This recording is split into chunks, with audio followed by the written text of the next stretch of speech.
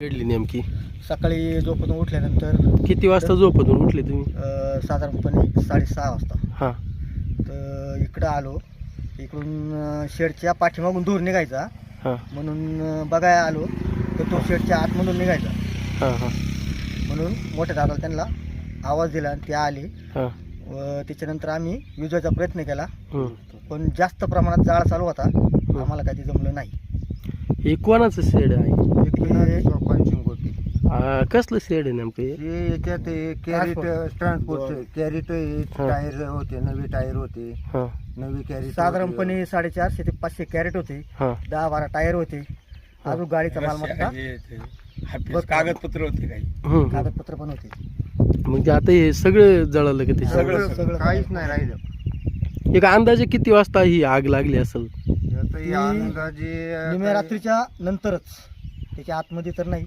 हां कारण साडेसहाच्या पुढे आम्ही तपास केला ना, इकडे दूर निघले. हां मग आता ही शॉर्ट सर्किटने आग लागली की कुणी आग नाही लावली? नाही नाही नाही. शॉर्ट घरात लावलेली लाईटच कोणी नाहीये. शॉर्ट सर्किट हा? इथं घरात लाईटच नाही. लाईटच नाहीये. इथं पहिली लाईट गोष्ट नाही. म्हणजे हां आणि ही एक साईडने कोपऱ्यात पत्रा उचकून आग लावली गेलेली आहे, तर त्याला त्याची नुकसान भरपाई भेटावी.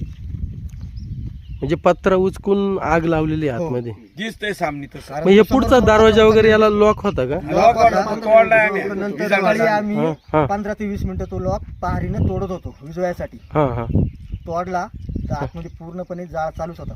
हां हां. ते आम्हाला काही जमलं नाही विजवायला. जवळ जाताच येत नव्हतं, तर इजवायचं कसं? एक अंदाज काय सांगता येईल ही जंगलात आग लागली किंवा कोणतरी जाणून नाही, बुजून? आमची ही कौतुकवाडीची खांडवाडी, बदगी गावातली खांडवाडी, हां मसवंडी रोडला. तर फक्त बाजूला घरे नाही, हं हं त्यांच्याच भावाचं, मोठ्या भावाचं घर आहे, हं हं ते पण बंद असते आणि याचं ऑफिस होतं. हं हं. म्हणजे ही जाणून बुजून आग लावली असं? जाणून बुजून आग लावली. जाणून बुजूनच दिसतंय. कारण पत्रा तोडून आग लावलेली. बरं.